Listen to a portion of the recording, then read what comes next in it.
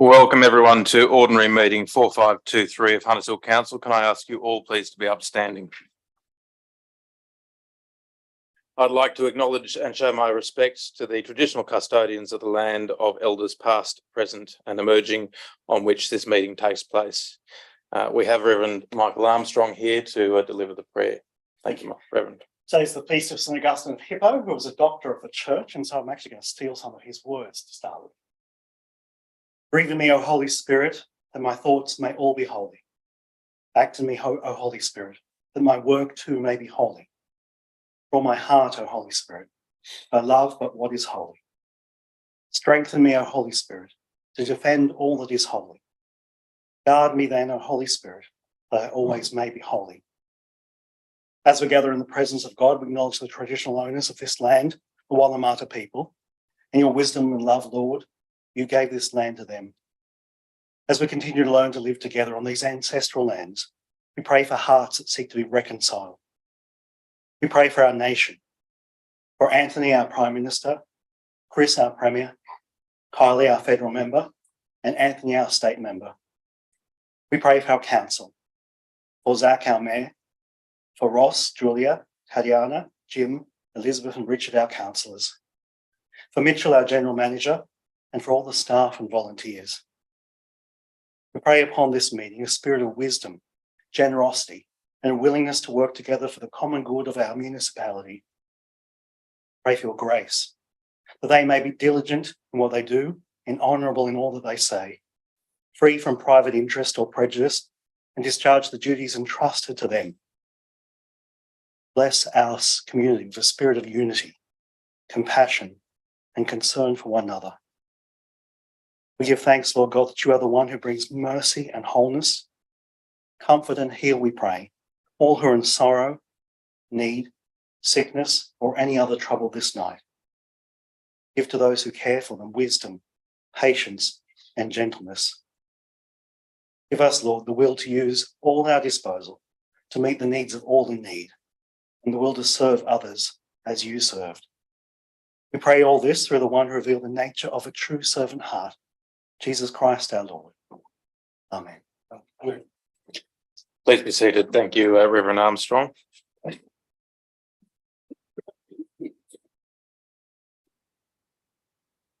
We have no apologies for this meeting, and we have, could I call for declarations of interest? And before I do, I will just remind everyone that the proceedings of all council meetings in open session, including all debate and addresses by the public, are recorded and webcast live on council's website for the purpose of facilitating community access. Webcast archives are stored and available to the public on council's website. The recordings may be disclosed under the provisions of the Government Information Public Access Act of 2009, the GIP Act. Members of the public attending a council meeting may have their image, voice and personal information, including their name and address, recorded, publicly broadcast and archived, or as an observer or other interested party. Members of the public consent to the use of their image, voice and personal information. Councillors, any declarations of interest? There being none, I will move to item 1, the confirmation of minutes of ordinary meeting 4522 held 24th of July 2023. Move Councillor Williams. Is there a seconder? Seconded Councillor Sanderson. Any discussion? If not, I'll put the motion. All those in favour? Against? That is carried unanimously. Move to item 2.1, Merrill Minutes, the Levisne Friendship Pact 35th anniversary. I'll read the recommendation and the report. The recommendation is that 1, that the report by Councillor Richard Quinn be received and noted. That 2, that the Mayor that I write to the Mayor of Levisne, Mr. Berno Cordati, and to the Hunters Hill representative, Miss Elizabeth Kapolki, to thank them for the warm hospitality extended to the Hunters Hill delegates and Australian visitors. Following on from resolution 80-1 23 at Council's ordinary meeting 4519. Councillor Richard Quinn and Councillor Ross Williams attended the 35th anniversary celebrations of the Hunters Hill Le Visinay Friendship Pact in Le Visinay, France, together with other Australian visitors. Both councillors attended at their own expense, and the celebration was held from the 16th to the 19th of June 2023 during the Fête de Marguerite weekend at Le Visinay to celebrate the 35th anniversary of the Hunters Hill Le Visinay Friendship Pact, as well as the 45th anniversary of the Twinning Pact between Le Visinay and Uschlantan in Germany. The celebrations began with a welcome dinner on Friday, on the evening of 16th of June, hosted by the committee in the Civic Theatre. Councillor Ross Williams spoke at the function on behalf of the people of Hunters Hill and on behalf of the Le Visinay Friendship Committee. On Saturday, the 17th of June, the official civic ceremony hosted by the Mayor of Le Visinay was held outdoors adjacent to the Le Visinay Town Hall, followed by lunch. At this ceremony, Councillor Richard Quinn spoke on behalf of me, followed by the Mayor from Germany, and words of welcome were acknowledged by Mayor Cordetti. Copies of Councillor Quinn's speech attached to this report, and I thank Councillor Quinn for representing both Hunters Hill Council and the Le Visinay Friendship Committee at those important celebrations. Councillor Quinn's speech is attached to the report, and I thank him again for preparing this note for us. I might just invite Councillor Quinn if you've got anything to add to that report. Mr. Mayor, it's all laid out there in the report, so I'll take it as read. But simply to emphasise, to highlight, to acknowledge the extraordinary hospitality that we received in Le Visinay, and both Councillor Williams and I expressed our supreme gratitude for the hospitality that we received, and we also expressed our wishes that we were able to reciprocate that at some time when they might come across to Australia. It was a wonderful weekend. Thank you, Councillor Quinn, and it's Mayor Cordetti, which sounds more Italian than French. Councillors, any speakers? Councillor Williams. Yes, I'd just like to reiterate my gratitude and thanks to the Le Visinay committee and the Le Visinay people.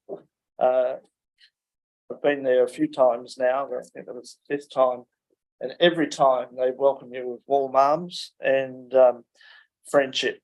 And that friendship has endured, as you can see here, for 35 years, and it's still going very strong.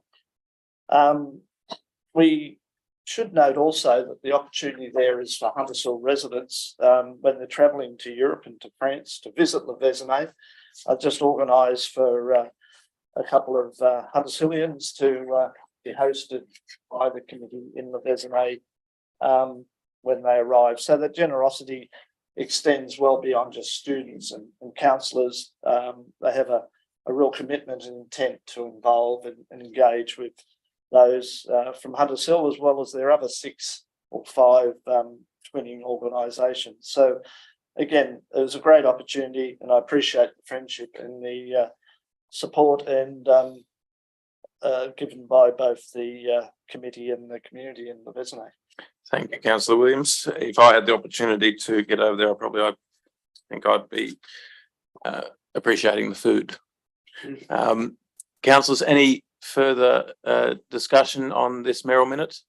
If not, I'll put the mayoral minute. All those in favour? Against? That is carried unanimously. I will move to item 4.1, CA Fairland Hall, 14 Church Street, Hunters Hill. We do have a speaker to this item, Dr. Alastair Sharp. Dr. Sharp, welcome back. You have 5 minutes. 3 minutes. 3 minutes. You almost had 5 minutes. I'm sure if it's 5 minutes, we can find a movement a second of your extension. Although, right, talking about the reclassification of the Fairland Hall. Although not stated specifically in the document before you, the sole effect of this proposal would be to allow council to sell some or all of the land on which stands the Fairland Hall. Currently, this is not possible because it has a protective classification. And I note the council proposes no specific purpose for making this change. So I can only guess at the purpose. Council acknowledges that the Commissioner of Dormant Funds ordered that this property should only be used for the direct benefit of the residents of Hunters Hill, including cultural, recreational, or social purposes. But no such purpose stated in the proposal before you tonight. I have a very slight personal connection with the hall in that my daughter used to run a kiddie group that used the hall, and it served very well. Now, public land can only be sold once and should only ever be sold for a specific purpose, not just to reduce council's forecast deficits. For these reasons, I would support changing the classification of only the lower part of this site, the part that's not accessible from the street, and only if it could be demonstrated there would be a substantial return over the costs associated with the reclassification and with the sale of land, only if the proceeds were reserved for the purchase of publicly accessible land elsewhere in Hunters Hill, for example, to extend the area of existing publicly accessible land, and only if the sale price is not less per square metre than the Valuer General's valuation of the adjacent land. Thank you, Dr. Sharp. Councillors, any questions of Dr. Sharp? Councillor Prieston. Thank you, Dr. Sharp. Do you have any suggestions as to what the operational function of Phelan Hall could be if the proposal goes ahead as? I'm not an expert in this area. I know, I'm just genuinely curious from a community perspective. I don't Sorry, even know question. what it means, apart from the fact it's spelled out on the document, which it means it can be sold, and that makes me quiver in my shoes. Okay, thank you. Actually, quivering right now. Thank you, Dr. Sharp. Councillors, any other questions? If not, thank you. Councillors, now move to item 4.1. We've got a mover of the motion. So Mayor, just to advise the councillors that the reporting officer is in fact on Zoom if they wish to ask any questions. Thank you. Thank you, General Manager. Councillors, anyone move the motion? Move Councillor Prieston, seconded Councillor Quinn. Councillor Prieston, do you wish to speak to the motion? No. Any questions of Jad, who's on the line, our officer? Councillor Quinn. Thanks, Mr. Mayor. Look, the only question I'd asked, Dr. Sharp suggested some openness to, if the land was, the piece behind the hall, down behind the houses on the avenue. How could someone, if they were to acquire, and there's no suggestion here that it will be sold, but how could someone, if that were to happen in some future decade, access that land if it were to be liquidated, were to be sold? With great difficulty, I would imagine, but I'll perhaps let Mr. Davis or the General Manager respond. Thank you, Mr. Mayor. Well, Jad, I'll just make a comment first. I think, first of all, councillors, in the context of the paper, that that's one step or one leap beyond what the context of the paper is. The context of the paper is the first step, and that is to consider as the change from community to operational land. In due course, if that was to proceed accordingly, then we would have an opportunity to consider how would we deal with what currently is an encroachment from the two properties behind Phelan Hall into that land. Now, under our remnant lands policy, the only people who pragmatically could access that land is those two current landowners. So just applying common sense, Councillor Quinn, there'd be no availability to sell where that illegal encroachment is now to anyone else but those two property owners, because you can't access it. I hope that answers the question. It does. Thank you. Ed may wish to add to that, Mr. Mayor. Mr. Davis, are you on the line? Thank you, Mr. Mayor. Through the General Manager, no, I have nothing further to add. I think it's been covered. Thank you. Thank you. Councillor Williams, question? Yes, Mr. Mayor. In relation to that comment that there's only two potential purchasers of those parcels of land down below the cliff, wouldn't it be possible or feasible for the the residents on either side of those properties to want to extend into that area. I would, Create an L shape, I would but they might suggest want you'd be to- making very irregular shaped blocks, but I'll let the general manager Fine. respond. Well, it would be my view, councillor Williams, that pragmatically wouldn't be an option, but we can deal with that in due course, but just common sense pragmatic, that it's very obvious that the two landowners who are currently encroaching into the land, it's straight behind their current boundary. So that would be the obvious option. But that's a long way off. Councillors, Councillor Sorry, Quinn. the other question again to Mr. Davis, just for clarity, I guess, for the public record and those that might be here in the gallery, what's the approximate height of the fall in the land from where Fairland Hall is down to the lower part behind the residences in the avenue? It's 10 metres or so, I think. It's around 10 metres. It was a quarry. Yeah.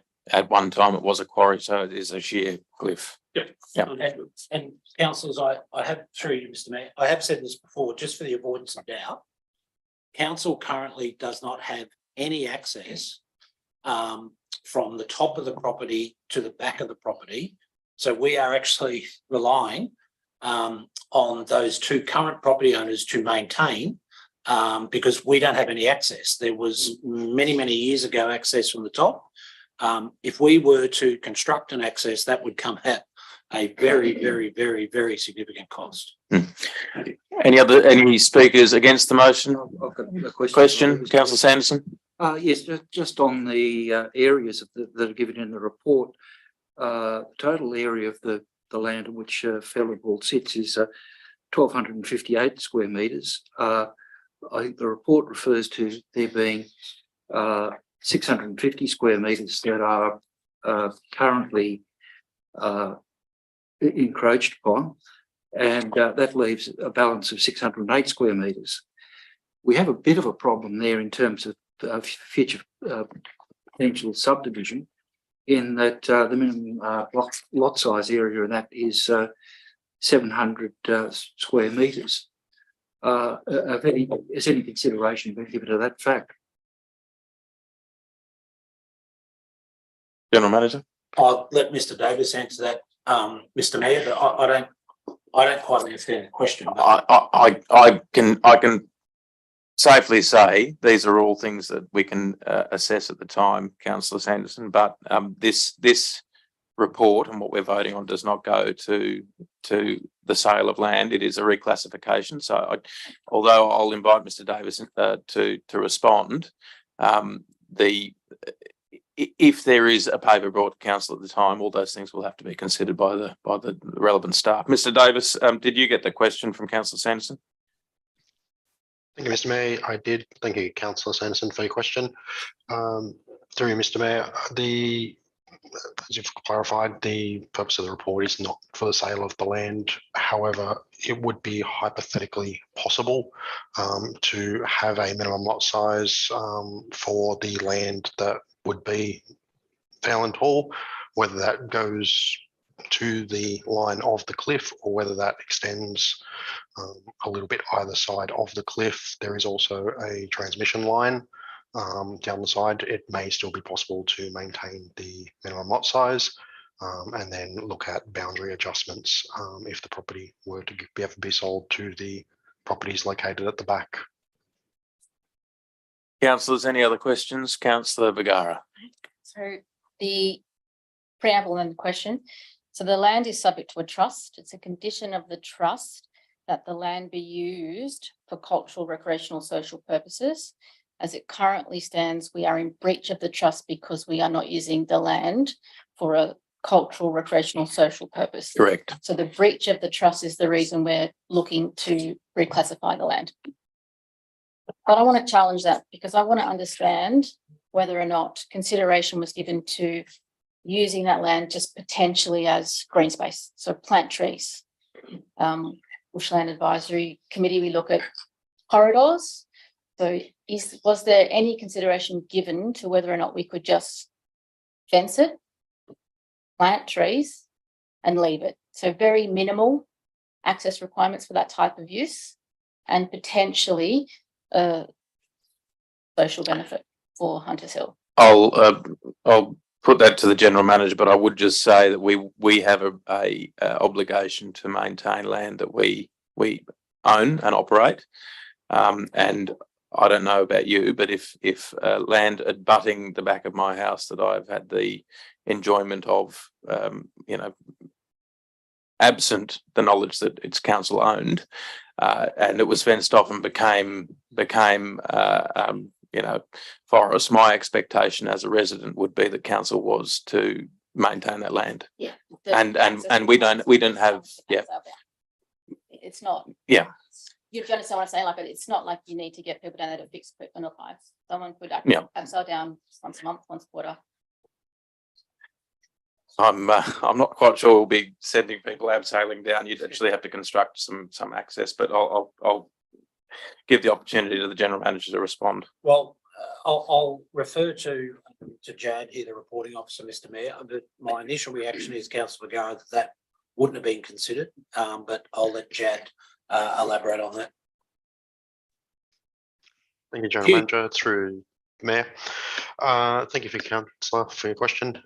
Consideration was briefly given to green space, however, it was not given considerable consideration just due to the ongoing access for maintenance. I believe there is a tree there at the moment where works may need to occur in the future, and the adjoining owner is actually providing access for those works to occur, and just the logistics of it were not feasible to have someone climb down the cliff. Thank you. Thank you, Mr. Davis. Councillors, any other questions? Any speakers for? Against? Councillor Williams. Thank you, Mr. Mayor. I can't support a motion that doesn't provide an outcome. We're saying we're going to reclassify this land, rezone this land, but for what purpose? There's nothing in here to say why you're doing it. May very well that what we're doing at the moment is in contravention of the trust, but that's not specified in here. To me, we need to, if we're going to spend $30,000, it's not budgeted in our budget, that we need to have a reason for doing that, an objective at the end of the day. At the moment, there's a whole lot of hearsay. We might or might not sell it. We go through a land disposal policy or whatever. But surely we need to know what the purpose of why we're doing something before we start spending money and spending 12 to 18 months of council resources and time. For what purpose? So I can't support the motion because I don't think the report covers the crucial element of why we're doing this. Thank you, Councillor Williams. This project is budgeted for within the consultancy budget. Councillors, any speakers for? Against? For? Councillor Vergara. I just think if we're in breach of a trust and the trust is to provide cultural, recreational, social purposes, Sorry. then I think that's a sufficient reason to reclassify this land so that we are not in breach of that very important obligation. And if there's no way to satisfy it, then I'm content to. Any other speakers against? For? Right of reply, Councillor. Thank you. I too, just like Dr. Sharp, I'm familiar with Felland Hall. Although I probably don't really recall this time of my life. My mum did mother's group with me as a newborn baby in Felland Hall, and also I attended Jimbaroo. I don't know if that was what the classes that you're taught around, Dr. Sharp, but Jimbaroo, and I made lifelong friends there, supposedly. I don't remember the time, but apparently I had wondrous times there. At the moment, Felland Hall is subject to the restrictions imposed on the site by the Community Land definition from the Local Government Act. In consideration of everything that was said in discussions with the councillors today, I just want to add that by changing its classification to operational land, it just opens up the council's options as well as to what the site could be used for, and it doesn't impose any additional restrictions on the site. It can still be used for community purposes. It just means that it's a broader spectrum of what activities can occur on the land. Thank you, councillor. I'll put that to a vote. All those in favour? Against? That is carried. Now move to item 4.2, Hunters Hill Quilter Show 2024 request for fee waiver. Councillor Quinn, seconded. Councillor Crassoy, any discussion? No discussion for the quilters? Councillor Vergara, we got one. I will vote for this, but I would like future requests of the council to ask some more questions. So we've got the policy, and one of the policies, one of the conditions in the policy is to find out what the event, how much revenue it makes. So here, all we know is that a significant proportion is donated to charity. We don't know how much they pull in or how much, what proportion. So I just think a few more due diligence questions would support this application much better. But going forward, that would be my recommendation. Thank you, councillor. Any other discussion? I assume right of reply is not required, councillor Quinn? No, I'll put that to a vote. All those in favour? Against? That is carried. Item 4.3, Local Government New South Wales 2023 Annual Conference. Is there a mover for the motion? Move councillor Quinn, seconded councillor Prieston. Any discussion? Councillor Quinn? No. Councillor Williams, question? Just to mention that I will be attending the conference at my own expense. Thank you, councillor Williams. No more discussion. If not, I'll put the motion. All those in, General Manager. Sorry, Mr. Mayor. We do actually have the provision to pay for an additional councillor if Councillor Williams wants to, and the other councillors want to consider that. That's your discretion. We actually do have that Contingency to pay for another councillor. Well, that sounds sensible. Do you mean within the council of professional development? Within our policy, we can pay for another councillor. In response to that, Mr. Mayor, I appreciate the opportunity. However, I've always traditionally paid for my own self. Just want to make the opportunity. Thank you, councillor Williams. That's appreciated. No more discussion. All those in favour? Against? That is carried unanimously. Item 4.4, investment strategy policy and portfolio review for year ending 30 June 2023. Is there a move for the motion? Moved, councillor Crassoy, seconded, councillor Williams. Councillor Crassoy, any discussion?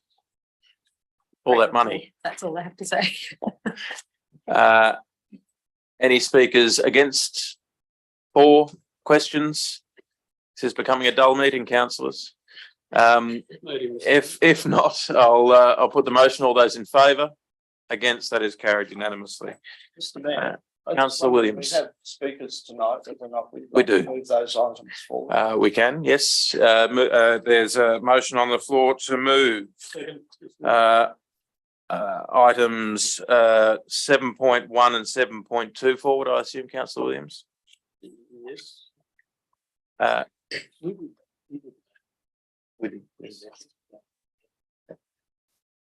And there's also another matter, I think,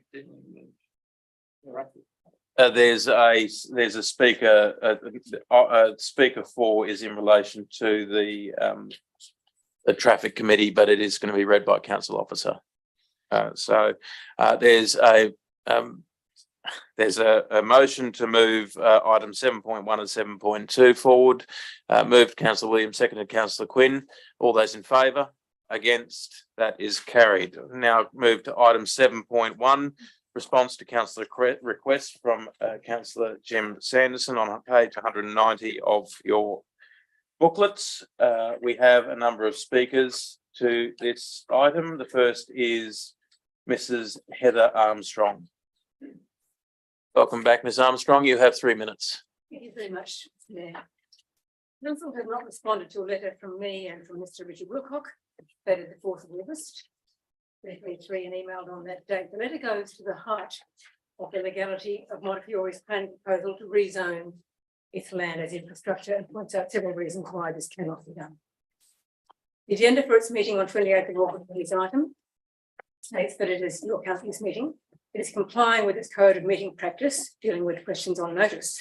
Such a question was submitted by Councillor Jim Sanderson the General Manager on the 16th of August.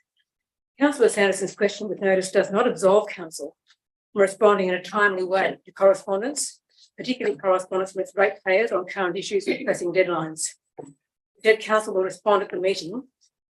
The Montefiore Gateway decision will be made on the 12th of September. Sorry, I've got getting over a cold. The failure to respond is a breach of Council's communications policy, which states, paragraph 1.2, correspondence Council staff must acknowledge all correspondence or provide an interim reply within 10 working days. If matter requires further investigation, it must be sent notifying the recipient of the following: A, their inquiry is being investigated. B, the name of the responsible officer following up the inquiry. C, any additional information regarding how the matter is likely to progress or the processes and procedures that must be undertaken to enable a full response to the inquiry to be given. There are various other paragraphs in the Council's communication policy which are also breached.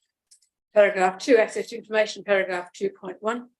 Council will ensure that the community has access to the information necessary to comment on the activities of Council.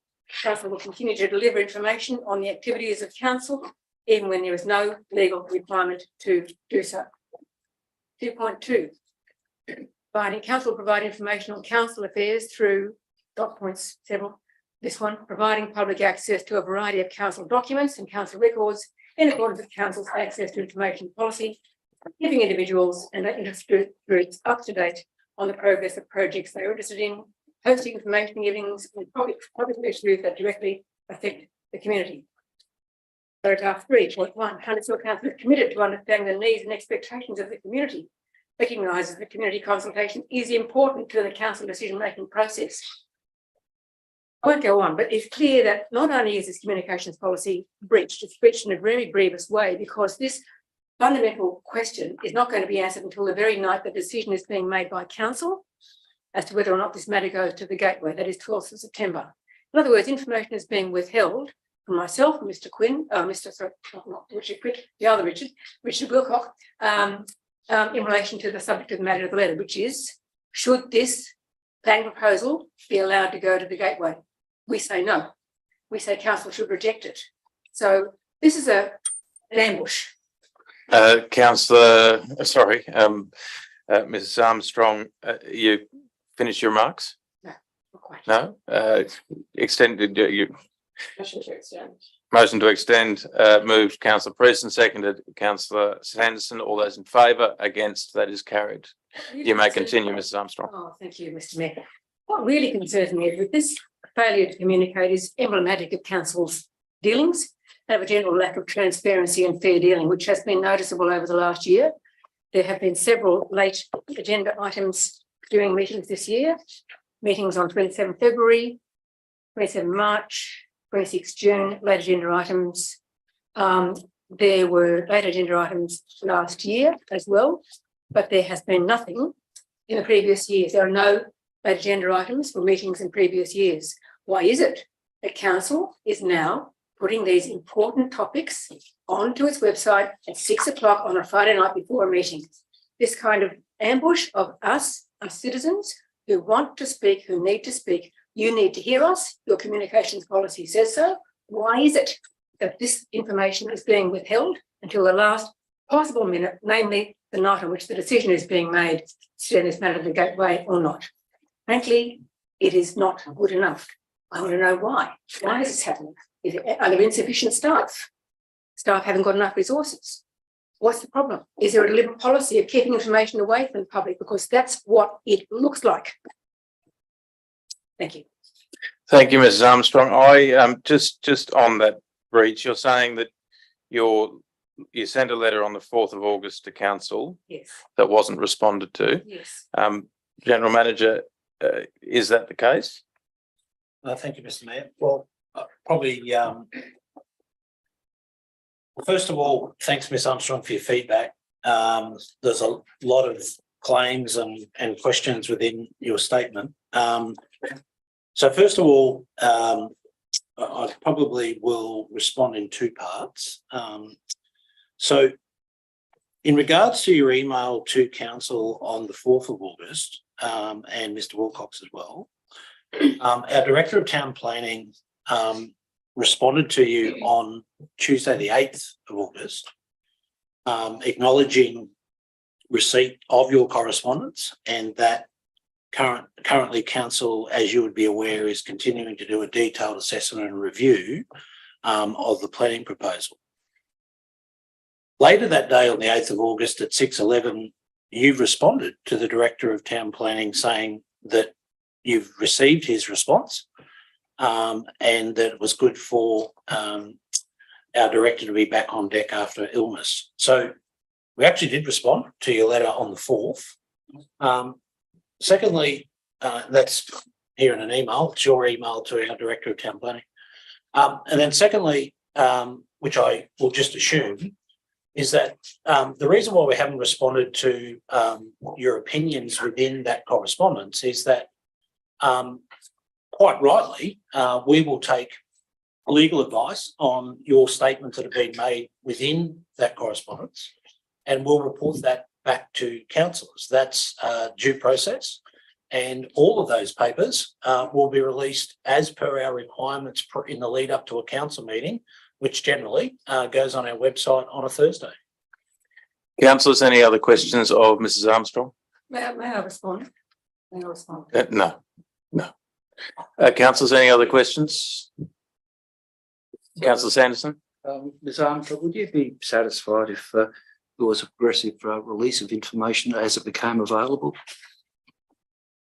Yes. About both your response or about your letter and also the other reviews of the various reports? Yes, as I understand it, council has already sought legal advice about the correctness or otherwise of the letter that Mr. Wilcock and I sent rather, and we haven't received any further notification. The response that I made was, in fact, Grippus let me know that he'd forwarded my letter to not a member of council, to which I responded, "Thank you, and glad to see you back at council after his long absence." That is not a substantive response. That does not deal in any way with the content of the letter. It's merely I forwarded it. Thanks, good, glad you're back at council. There is no genuine attempt to actually respond to this letter in any way, either to say, "We've taken it on notice, thanks so much. Here's our timetable for getting back to you." It's not the case that that's happened. It's really just a question of pushing it back as far as the last moment. Not the case. Just through you, Mr. Mayor, General Manager. that's actually not correct. I'm actually going to read the email from Mr. Grippus. "Thank you for your correspondence." This is Mr. Grippus responding to you, Ms. Armstrong. "Thank you for your correspondence and I acknowledge receipt. Council is currently undertaking a detailed assessment and review of the Montefiore planning proposal, including technical studies as per resolutions carried out at the June council meeting. Feedback you have provided will be considered by council staff. Council officers will be reporting back to elected members as per timeframes outlined in the state government LEP making guidelines. Regards, Steve." There is no mention here respectfully anything about forwarding it to anyone. And you've responded, "My apologies for not including you in the initial email, Steve. I'm glad you have recovered and are back at work. I will include you in future correspondence." Now, respectfully, council is acting in good faith here in the fact that we as council officers have to do a thorough job in regards to obtaining the technical studies, which we're currently doing. And the legal advice we don't have. We will have that prior and well in advance of us preparing our council reports for the extraordinary meeting on the 12th. I can't put it any more simple than that. And those reports will be 100% transparent and in the public domain well before the meeting. Councillors, is there any other questions of Mrs. Armstrong?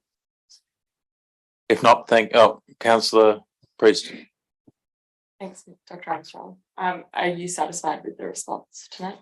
I'm satisfied with the fact that I won't know what's happening until the 12th of September. Neither will we. No, we will. Yeah, that's just through you, Mr. Mayor. That's Ms. Armstrong, just so we're clear, because it's really important that you're armed with this information.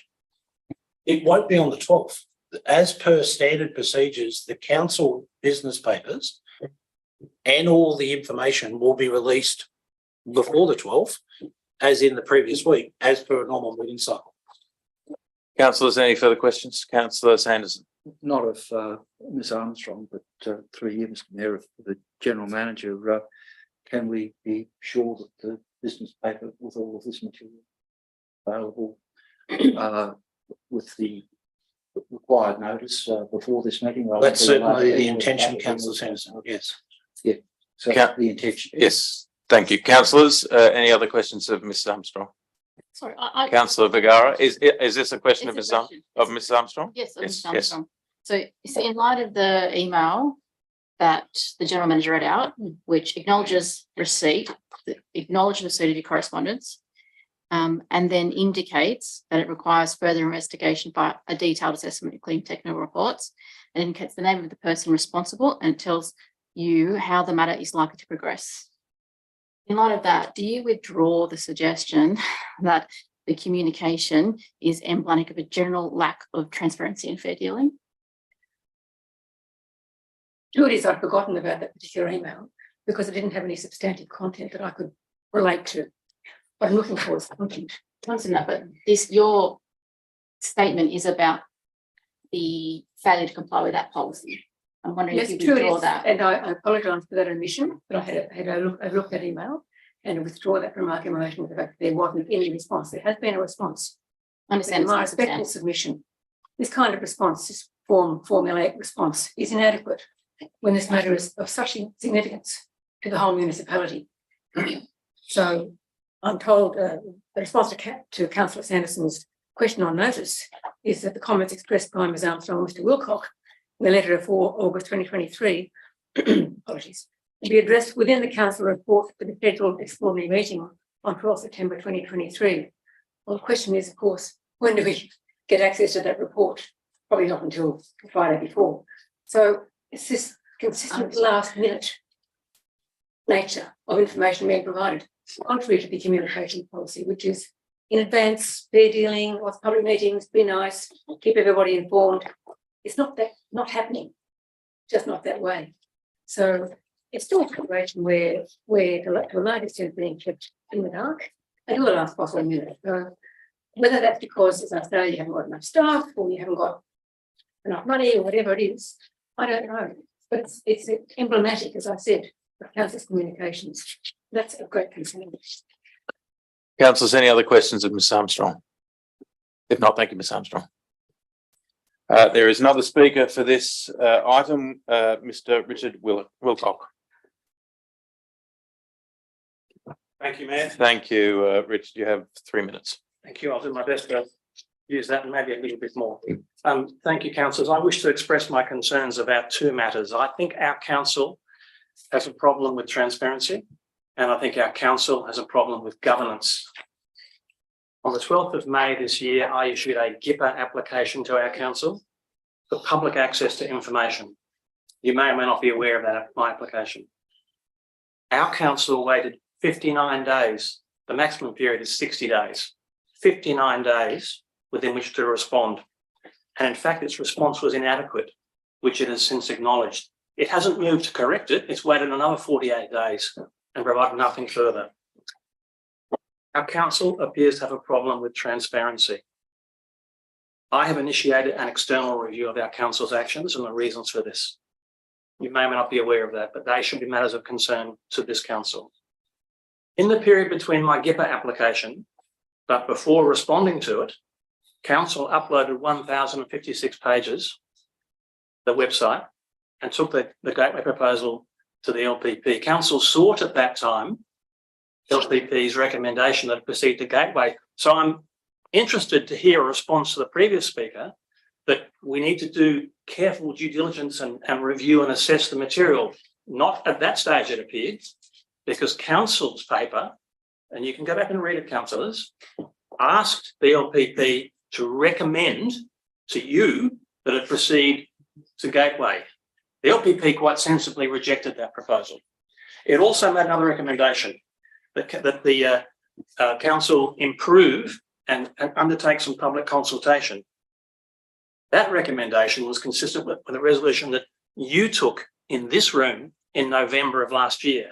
Councillor Vergara moved, Councillor Quinn seconded, councillors Crasoy, Preston and Miles voted in favour of a resolution to undertake community consultation as soon as practicable, your words, before going to Gateway. Indeed, the following day, Councillor Quinn committed to writing. He said this: in my view, the level of consultation with both council and residents, in Councillor Quinn's view, the level of consultation by both council and residents to date has been poor and falls well short of what is normally expected, for such a significant planning and development proposal. Councillor Quinn's words. However, notwithstanding council's own resolution, Councillor Quinn's urgings and your own LPP's recommendation, council has not consulted with our community. Our council appears to have a problem with transparency. Moved an extension of time, Councillor Quinn, seconded Councillor Sanderson. All those in favour? Against? That is carried. Thank you, Mayor. I've seen some recent ex post attempts to justify council's actions. These rely on the proposition that public exhibition of an amended LEP amounts to consultation about whether and how it may be amended. With due respect, this is nonsense. By failing to consult the community which our council serves, and which you councillors represent, before deciding whether to proceed with the Montefiore proposal, you are in effect presenting our community with a fait accompli. It is open to our council to listen to our community. It is regrettable that our council is choosing not to do so, which brings me to council's continuing conduct of secrecy. It is remarkable that in the 17 months since Montefiore met with our council's general manager to discuss plans to seek to rezone its site from residential to infrastructure, railways and roads and airports and trains. No one from our council thought it necessary to consider whether this change of zoning was permissible or even appropriate. No one. 17 months. It was not until it was drawn to our council's attention that there are some real problems with rezoning residential land as infrastructure that council thought about it and has evidently sought, perhaps received, it's ambiguous, advice. It may be a lack of resources. It may be a lack of capacity. It may be a lack of will, but it's not good enough. So when Councillor Sanderson asks for that advice to be made available, our council's response is to sequester it.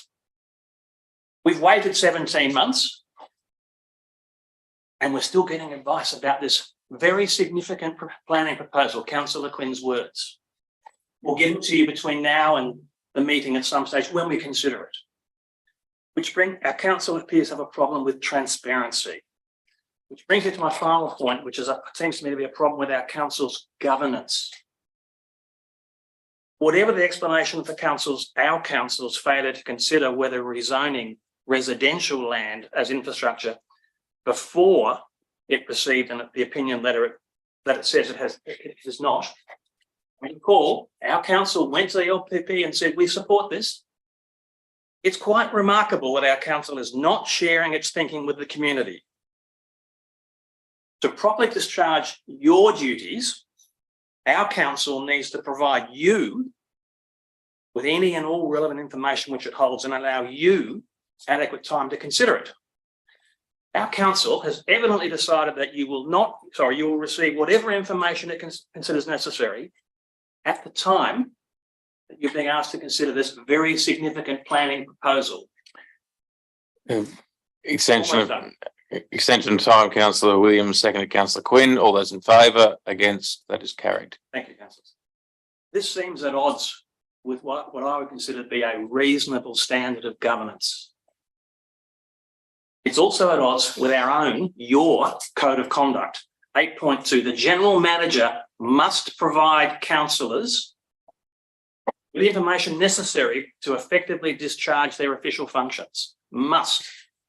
8.3, members of staff of council must provide full and timely information, not 1,056 pages 3 days before the LPP meets, full and timely information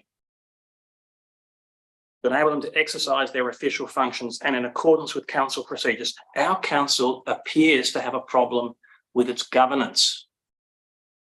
It is, of course, possible that our council has provided some relevant information to one or more councillors, but not to all councillors. This would exacerbate what is already poor governance. It would also be at odds with our council, your council's code of conduct. 8.4, members of staff of council who provide any information to a particular councillor must also make it available to any other councillor in accordance with council procedures. If there is asymmetry here of information, that's a pretty big problem for governance. Any councillor who has received relevant information about the Montefiore planning proposal which has not been shared with other councillors should declare this to other councillors tonight and take immediate steps to ensure that all relevant information is made available to all councillors at the same time. As any future review of the actions of our council, any future external review of your actions and of the actions of you as councillors, like as our representatives, it's likely that there'll be focus on this and other issues of our governance. I respectfully urge our council and you as our councillors to adjust course. Thanks. Thank you, Mr. Wilcock. I will just say that there were a lot of reflections on staff there that I personally didn't appreciate. That there is a problem with our council's governance and transparency. We have acted in accordance, in my view, with the within the confines of the legislation that governs us and within the confines of the legislation that governs the normal process of a planning proposal going to Gateway. I will also ask you that if you have evidence of information that was given to a councillor and not given to other councillors, could you please provide it? I have no evidence of that. You have no evidence of that, but you alleged it. If you had no evidence of, sorry, Mr. Wilcock, you alleged that a councillor was given information about this planning proposal that other councillors were not privy to, not 2 minutes ago. Respectfully, Mayor, you're incorrect. I did not allege that. I said if that were the case. In fact, if it is the case, that councillor should declare it. That's what I said. I agree with you. Well, then we're in agreement. Excellent. Excellent. Councillors, is there any questions of Mr. Wilcock? Councillor Vergara. Thank you for that. Well said. You did say it was a possibility that one or more councillors have been provided with information, but not all councillors. And I haven't been provided with information, and I am genuinely interested to understand what fact, matter, or circumstance you are aware of which allows you to suggest that as a possibility, because I'm not aware of nothing that I'm aware of, which would make me suspicious that has happened. So I'm interested to understand what fact, matter, or circumstance you rely on to say it's a possibility that has happened. I decline to answer. Councillors, any more questions of Mr. Wilcock? Councillor Sanderson. Thank you for your address, Mr. Wilcock. I hear your concerns. How far would what I would like to suggest go to satisfy those concerns? And I too have my concerns about the time that we have to absorb all of the information we need to make an incredibly important decision. What I would suggest is that as specialist technical reviews of materials supporting the Montefiore planning proposal are received by Council, this material be placed on Council's website, and Council has been made aware of its availability. That on availability of the advice sought from expert external assistance in relation to discussion of the applicable steps and conclusions expressed by Ms. Armstrong herself, that this material be placed on Council's website and Council has been made aware of its availability. how far would that go to satisfying your concerns? It would go a substantial way. The timing is important. To which, as I have adverted to, the uploading of 1,056 pages with 3 business days time to read it and digest it is nonsensical. I don't understand how that passes any test of good and proper governance, and I'm astonished that this council would countenance that. Councillor Bergara. Declining to answer my earlier question, do you think that would help or hinder a councillor make inquiries about governance? Declining to answer. Yeah, I'm so we're talking exercising. about I'm transparency. exercising the right that I I have to understand. decline, and I am declining. I understand, but you've complained about transparency and governance and Yes. raised something that really concerns me in that regard. I hope you would think rightly, and yet I've asked for your assistance to make inquiries to address that potential governance breach, and you've declined to answer. Is there a way around that? Yes, there is a way around that. And the way is, Councillor Bergara, to ask each councillor to declare whether they've received access to information. And if the answer is no, no problem. Councillors, any other questions of Mr. Wilcock? If not, thank you, Mr. Wilcock. Thank you. Councillors, we have no other speakers. We have a response to Councillor Sanderson. These are not usually moved and seconded, but in this case, given we've moved them up, I will ask that they're moved and seconded. So item 7.1. Councillor Sanderson. Mr. Mayor, arising out of that, I would like to move a motion that I by and large read to back in a question to Mr. Wilcock. I'll hand that up. I've dropped this about 5 o'clock this afternoon, so next to go any further with it. I'd like to move that. I'm sorry, could Councillor Sanderson, you have drafted it. Is there a copy that we can read? Well, yes, there's another one. If you Thank want, so I'll read it now, and I'm sure it'll be I assume you've read it already, so. Sorry, this is just. I've just been. Councillors, can we just have a bit of order? Councillor Quinn. If I may, can I ask Councillor Sanderson, is there any reason why this was not circulated to councillors, or indeed a copy of the motion that you're now about to put to councillors prior to this meeting? Speaking of good governance. Councillor Sanderson. Yes, thank you, Mr. Mayor. As I said, I drafted this as I was getting into the shower this afternoon.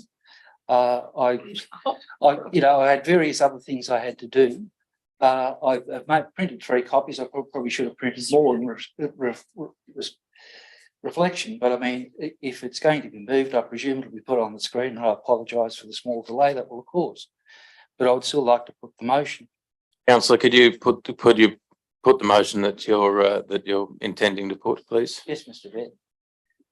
1, that comma, as specialist technical reviews or materials supporting the Montefiore planning proposal are received by council, this material will be placed on council's website and councillors may be made aware of its availability. 2, that on availability advice sought from external assistance in relation to the discussion of the applicable steps and conclusions expressed by Ms. Armstrong and Mr. Wilcock in their letter dated 4 August 2023. This material will be placed on council's website and councillors be made aware of its availability. Seconded, Councillor Williams. Councillor, the issue that we have with motions being done on the fly like this is, especially when it comes to planning proposals and the pro forma format that a gateway determination needs to be assessed. And I'll ask the relevant staff in a moment, but this has to be tested against the Local Government Act and the Planning Act, because there are in terms of benchmarking, I don't know any other council that does this, but I would be well, we would have appreciated some time to assess that in the light of the process that we need to undertake for a gateway determination. But I'll let the general manager address that. Mr. Mayor, I'll revert to the Director of Town Planning on this, but again, I share your thoughts that it's very difficult for officers to respond to something that's raised without any pre-notice. And secondly, I'll reiterate again, all these resolutions to seek the technical reviews are resolutions of council in June. And council staff have gone away and engaged subject matter experts to undertake those technical reviews. And in addition to that, to respectfully take into account the comments from Mr. Wilcock and Ms. Armstrong, where one of the state, if not the country's experts in planning law, will look at their opinions, and that's what they are, and give council advice about the validity of those opinions. Now, in addition to that, putting up respectfully reports as we get them willy-nilly on the website does not allow officers then to review them and put together a holistic summary report for councillors' consideration on the meeting schedule for the 12th. And I also will add, which I'm sure the Director of Planning will elaborate on, the other missing link here is this, that if this does not come back to council, the applicant, quite rightly, which I can't speak for the applicant, has an opportunity to take this review and it will be taken out of council's hands. And I'll hand to the Director of Planning to elaborate. Mr. Crepus. Thank you very much. And through you, Mayor. Just note that is first time I've seen this resolution. Note, so it's a bit difficult to comment. However, taking on board what the General Manager said, the reports could be misread with regard to context. That's why I reiterate what I've said before, what the General Manager said before, is that we will be currently doing assessment of all those reports, and all that detail will be in our report for the council to consider. And in those reports, we'll have the context with regard to reasoning, recommendation for you to make an informed decision. So I'll go back to my previous statement, the undertaking of detailed assessments and reviews of the plan proposal and the technical studies will be brought back to council in an extraordinary meeting in June. Referring back to the General Manager, is correct in saying that within the 90 days, the applicant has, from time of submission, within 90 days, the applicant may exercise their right for the application to be reviewed by the Department of Planning, taking out all our hands and all this work, all these issues raised might not be considered by the department, where we are going through this in detail and considering it in detail. So that's all I can add at this stage. I'm happy to answer any questions. I have a question, which is, in your time, have you ever, and I'm a big fan of benchmarking, have you ever seen a council that live uploads reports to their website without the relevant department planning staff assessing them? Through you, no, it's very dangerous to misunderstand and not have context with regard to why the report is written, and people can misconstrue what the outcome is. And then some of the commentary might suffice council with regard to a recommendation. So it should formulate part of the council's report for council to consider and for the informed decision. So it's very, what can I say, out of context. So basically it's a bit dangerous and it's meaningless. So you need to have the reasoning behind that report. Councillors, any other questions? Councillor Vergara. I'm okay with one. I understand about the context, but the context can be provided in the report. 2, I could not support. It's a legal advice. It's subject to legal professional privilege and a matter of governance. I just cannot support waiving that privilege via that point in advance of receiving it. Through you, Mayor, I was only talking about the stage, so I didn't talk. Understand. Me as well. I'm talking about the motion as it's being put. So one, I understand about the context, but I feel that can be remedied by the report. I understand also. If it's not a question, councillor, I might invite you to speak to the motion once it's put. Yeah, and then the question is, it's right, isn't it, Mr. Mayor, that the second point is a legal advice, the legal advice that's been requested, and it'll be protected by legal professional privilege once received. Councillor Preston, question? Yes. Through you, Mr. Mayor, perhaps to Councillor Sanderson, but it might have to be referred on to a director. What would the specialist technical reviews comprise?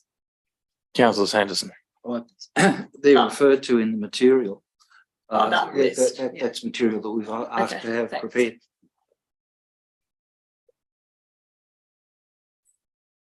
Councillors, any other questions? If not, I will read out the motion as it's put for an abundance of clarity. That one, that specialist technical reviews of material supporting the Montefiore planning proposal are received by council.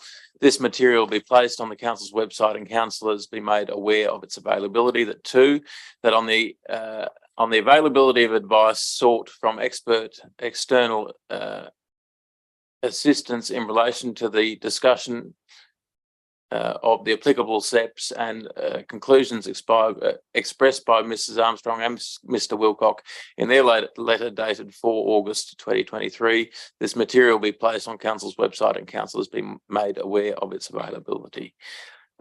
Moved by councillor Sanderson, seconded by councillor Williams. Councillor Sanderson, would you like to speak to the motion? Yes, thank you, Mr. Mayor. Look, I don't accept, I mean, there might be an amendment that someone may wish to make to allow some review before the material is put on the council website. I'll be happy to consider that.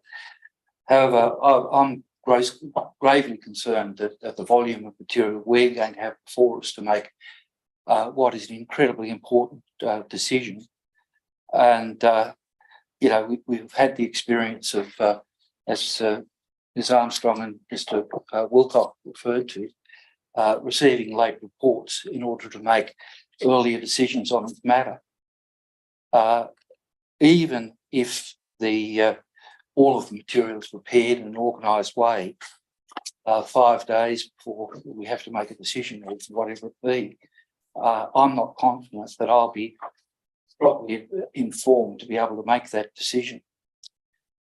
Some of this material, I think, could quite easily be put out there. I mean, it's quite possible to review a report, such as a traffic report.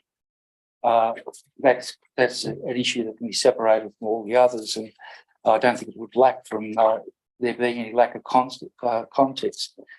The other thing I was very concerned about too is that I believe it was around about the 9th of August. There was a lot of new material that came to council and was uploaded onto council's website in the area dealing with the Montefiore planning proposal. Now, I was not made aware of that. It was uploaded by council staff. No one advised me of it until a resident contacted me, and I found out at that stage. That was quite important material. I had no notice of it. I feel as a councillor, really, in my 6 years on council, I've never felt so lacking in the information that I need to make really important decisions. This is about getting information out early. It's not about corrupting the process in any way, shape or form. It's just giving people time to digest the information that's going to be so important to this very difficult decision we have to make. Thank you, councillor. Any speakers against the motion? Mr. Mayor, can I just ask a question of clarification, if I may? Yes, councillor Quinn. The timelines and the process. So we've got our extraordinary meeting on the 12th of September to consider this issue. Can I please ask through you, Mr. Mayor, to the relevant officer, the timing of that relevant to when the gateway process is then going to play out. Is what I'm fishing for is some more time to be able to digest these very significant reports, the detail in them, because there is a lot of reading there that, you know, if all of those reports are going to be put before us, we're going to have to read them all. There's probably a whole weekend I've got to write off in order to be able to digest it and understand it. Thank you, Councillor Quinn. I'll pass to Mr. Kreppers. Through you, Mayor. One of the main reasons we put it on the earliest extraordinary meeting is to ensure we can deal with the application prior to the 90 days for the applicant not going to the department for a review. So I haven't got the dates in front of me, but that's one of the main reasons. As far as any wiggle room to push it out, we looked at that, and that's why we ended up with the extraordinary meeting on the 12th. The further out we go, the further concerns that I have. My advice to the council would be that there's a possibility where the applicant has the right and is able to take it to the Department of Planning.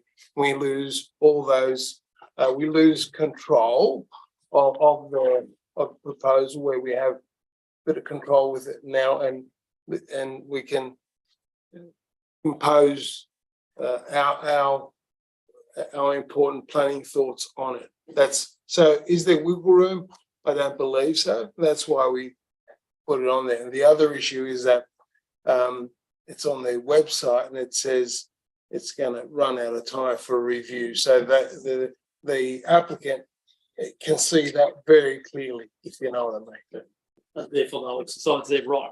Yes. The assumption. Yes. And therefore, the scheduled meeting at the end of the fourth Monday of September will be outside the 90-day period. Yes, that's correct. Correct. Councillor So everyone's Prieston, aware of that. question? Yes, please, a question, Mr. Mayor. To the general manager, I think. Mhm. I am generally in favour with the publishing of those specialist reviews, provided it's all in line with policies and legislation, which I'm not aware of at this point in time. But I just want to ask whether or not that would set a precedent for then every other project that's proposed to be undertaken in. Is that funny? I don't think that was a funny. Councillor. Conduct for the chamber. Yes, Councillor, direct your comments through the chair, please. Genuine question, because that obviously creates a whole other work stream. And every time that there's a planning proposal brought to council, I worry that there might be nuances in similar types of reports being prepared for the purposes of council's decision making, and whether or not that would set a precedent and we would have to publish those each time, or I don't know. It's never been done before, so. Councillor, I would go back to the benchmarking question I asked Mr. Kreppers.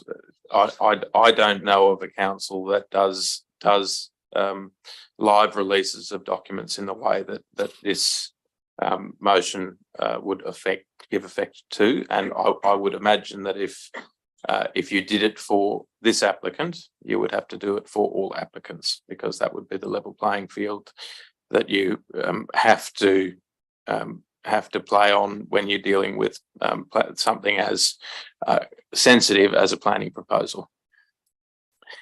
Councillors, any other questions? Speakers, councillor. Yes, Councillor Crassoy. Just again in relation to good governance, I believe that in our code of meeting practice or code of conduct, a motion needs to be legal for it to be put to council. And so I guess through you, part two of this motion, publishing someone else's opinion on council's website, I'm a little concerned about the legal issues that could put us in, and I'm curious about that.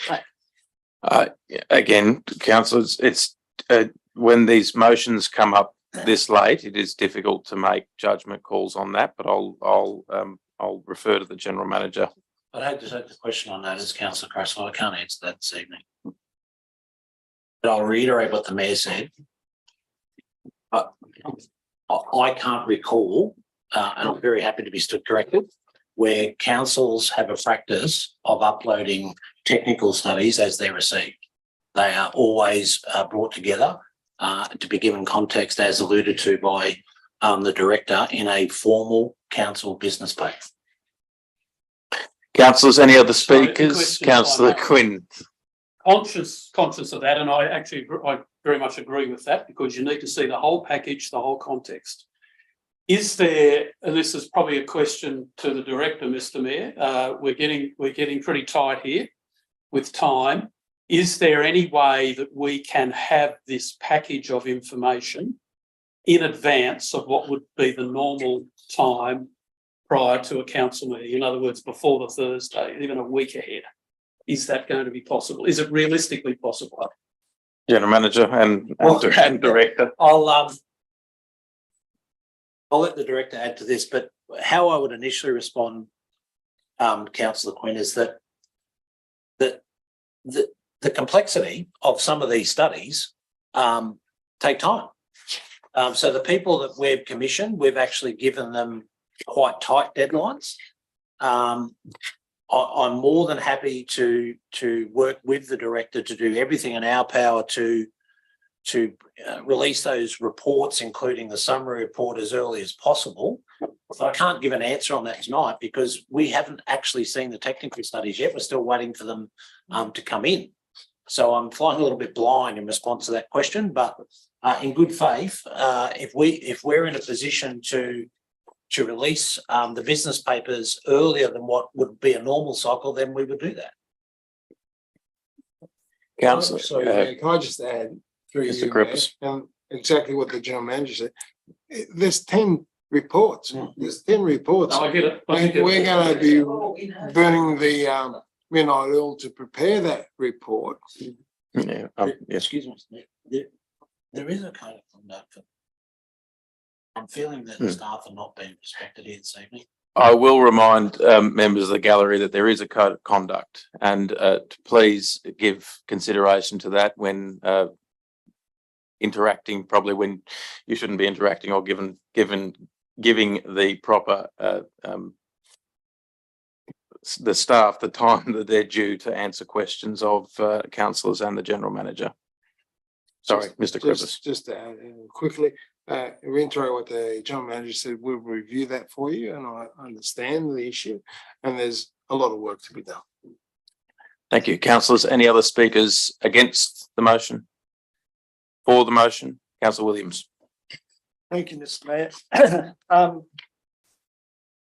I really find it hard when council doesn't embrace community. We've heard here tonight, council pushing back against legitimate comments by the community. It happens time and time again, and I think we should be embracing the community in our business. And that comes to the very important point that why aren't we including the community in the process? We're not. We didn't, and we're still not. The community went and had their own public meeting, which council should have provided, but they went and did that in an honest and open way. And they have a lot of information about how the community feels about this issue, and a lot of information about the substance of those feelings. And as a councillor, I really respect that. And I really demand to be able to have that information along with technical reports to make a very sound decision. We have a litany of issues which have led us to this impossible situation. And I think it says in the report that you can't find consultants for some of the reports you need to have in less than 2 weeks. This matter has been on the table now for 6 or 8 months. And council staff in their own responses to the June meeting said that they've had it for a long time, but we only got it just before the meeting. They had a long time, but the in-depth analysis that's now been carried out wasn't carried out.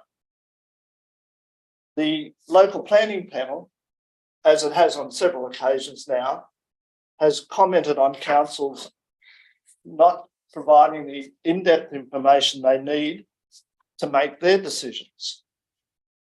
And also urge council to involve the community in the process. I just find it amazing that we're talking about less than 2 weeks on such a critical issue that council's had 6 months to deal with, that we're in a position where we will find, I would suspect, those consultants you can't find, there'll be big gaps in the report. What happens then? How can we make a decision if there's gaps in the report? On the issue of availability of information for the community, I think it's imperative that a council shares information with its community that builds trust and confidence in the decision-making process. I don't see that happening here. It's always pushing back, and saying you'll get the information in the appropriate time before the council meeting. I just can't understand how any of the councillors can comprehend and distill what was 1,056 pages, which with another 10 consultants' reports on top of that, could be 2,000 pages in the time frame we have, and do it appropriate justice in terms of getting a informed and meaningful decision. I just think that the importance of engaging with the community at a level which they feel comfortable with and they're willing to share information with the council is fundamental.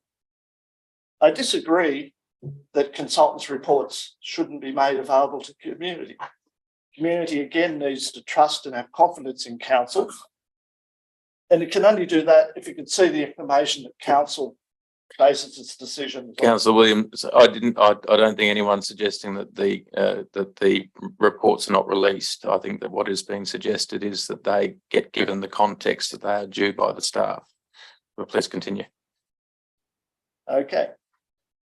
So there's a situation that council's now got itself into where it needs to digest an enormous amount of information in a very short period of time.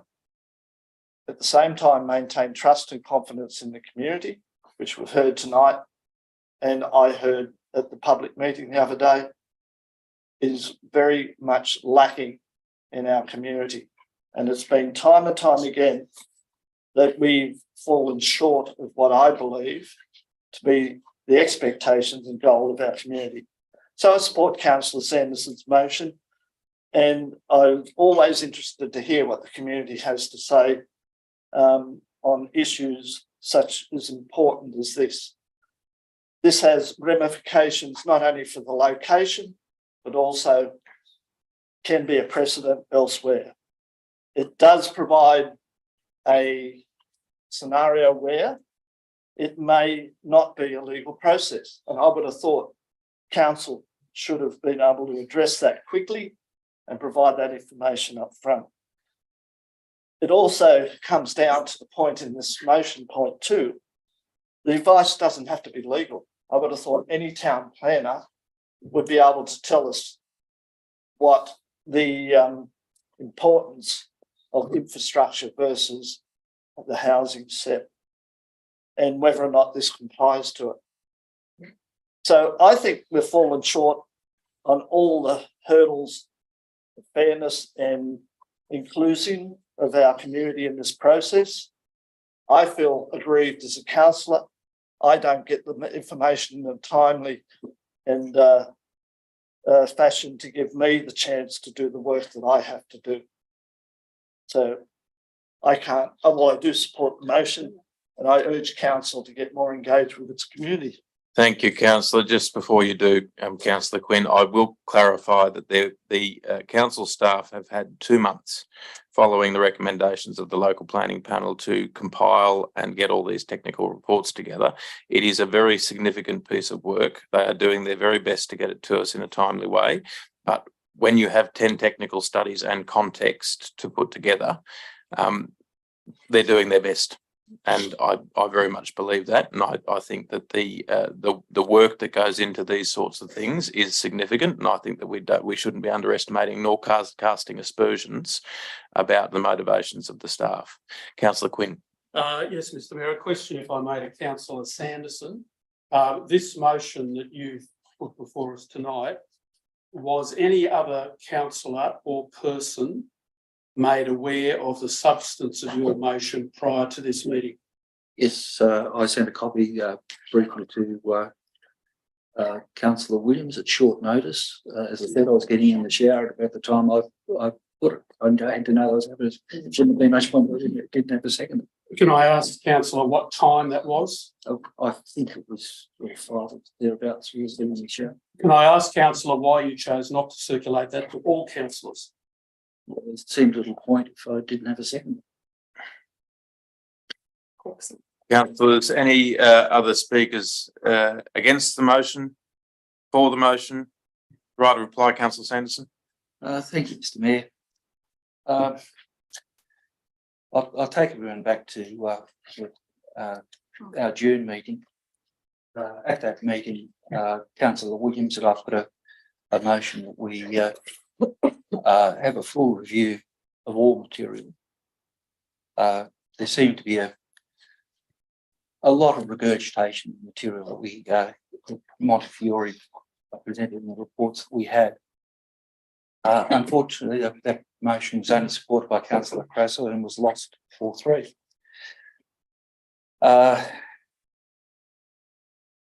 This is purely about getting information. It's nothing more than that. And Councillor Quinn acknowledges that that he too has concerns about the period that we have to digest that information. Now, I think it seems that this motion will be lost. If it is, I would appeal to through Mr. Baird, the General Manager and staff, that as much information can be put out there as soon as possible. If it's necessary to give it context, give it that context. But we need to start having information out there in order to start to get our head around this thing. And the sooner, if we have to wait until the whole lot is compiled into a report with context, the sooner we have it, the better. So again, I appeal to the idea, if it's possible to get that report out earlier, please do so. And again, if there are parts of it that we that can be released ahead of, or you feel that they can be released ahead of time, please do so. Give us every opportunity to digest every aspect of this incredibly complex process. Thank you, Councillor. I'll put that to the vote. All those in favour? Against? Is lost. There is a second part to item 7.1, and there is a speaker to that, Mr. Tom Atkins. Mr. Atkins, you have 3 minutes. Welcome to the. Thank you. Thank you for the opportunity to speak to questions with notice. Item 7.1, Woolwich Marina DA 2023-0094. The agenda papers for this meeting include a litany of complaints and identified non-compliance to conditions of consent by the Woolwich Marina over the last 5 years. Previous notices of intent to issue a development control order appear to have had no effect on improving compliance. Hunters Hill Council records displayed in the agenda papers show that Council applied a penalty notice on December the 3rd, 2021. It is unclear from the records if that penalty notice was withdrawn after the marina owner contacted Council a week later, December the 8th, 2021, to advise they want to remedy the situation and resolve the matters. The records suggest the issues were not resolved, but it is unclear if that penalty notice was withdrawn or enforced by Council. According to the same records, Council identified several further breaches over the following months, including ongoing use of the marina as an unauthorised function centre. Despite assurances apparently given to council, there are still Facebook pages promoting the use of Woolwich Marina as a wedding and function centre with accommodation. Proposed development application DA 2023-0094 that was recorded as lodged July 13, 2023, appears to have no intent to resolve the outstanding issues or breaches previously identified by council. The records also show that council issued another notice to give a development control order on August the 9th, 2023, with a response required from the marina last Friday, August the 25th. Has council received a response to that notice to issue a development control order? Will another penalty notice be issued, or what action is to be taken? If I may make a couple of comments on the proposed development. The proposed development is of such a scale and design that it will both obscure the entire open space shoreline of Kelly's Bush and impact on views to and from the nearby. Sorry, Mr. Atkins. Mr. Atkins, moved extension of time, Councillor Williams, seconded Councillor Preston. All those in favour? Against? That is carried. Thank you. I continue. Shall I read that sentence again? Thank you. The proposed development is of such a scale and design that will both obscure the entire open space shoreline of Kelly's Bush and impact on views to and from the nearby heritage listed sites on Cockatoo Island. The area of impact along Kelly's Bush shoreline is classified as Zone 8 Scenic Waters, passive use, where under the New South Wales SEP conditions, marinas and mooring pens are prohibited. The walkway out to the marina is connected to the shoreline via Zone 5, water recreation. However, the proposed development will impact a further 100 metres of Zone 8, where marinas and mooring pens are prohibited. How can this be permitted?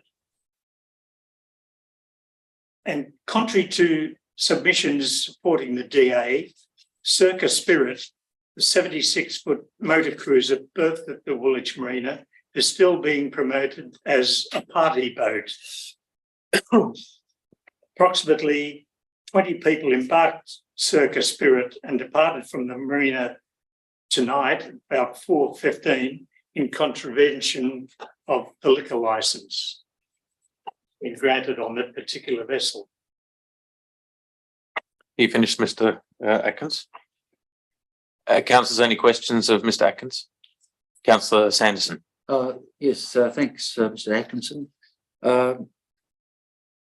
In the report, I think it says somewhere that the council officers believe that the operation as a function centre ceased at the end of, or by the end of 2022.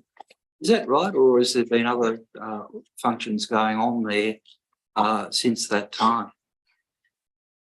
It has been quieter in the last couple of months, I think, since this been brought to their attention. But as tonight, there were these smartly dressed women coming down to the boat. So I don't think they were applying for positions for shipwrights or. Right. The other thing, this is the third time I've asked a question with notice on this topic, and on the second occasion we only had a verbal response, but it wasn't comprehensive, my question. And in your view, are there any other matters that have arisen in terms of your concern about the compliance with development itself? Well, I want to know whether going to issue another order or is it held in advance or what? I might just ask the development control manager if he could respond to your specific questions, because that might assist whether or not there's an intention to enforce or whether or not there's been any discussions. So, Mr. Karepis. Thank you. Yes, thank you through you, Mayor. On page 193, the detail and comprehensive analysis of the timing of matters, date by date and by issue. Yes. So it's worthy for yourself to have a look at that, very details. And you're right, the owner of the marina is currently provided with the opportunity to make representations, which finished on Friday.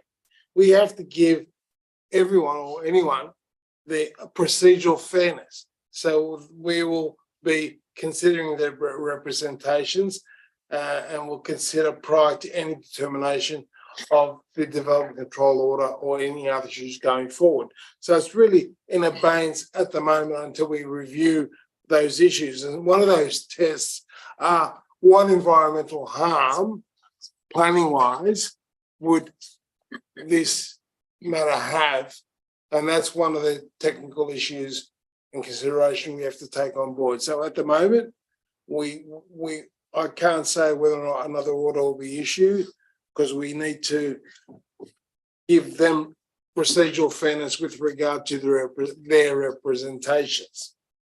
In that detail analysis on page 194, you'll see that investigations and detail outcomes have been provided by council officers with regard to the function, the wedding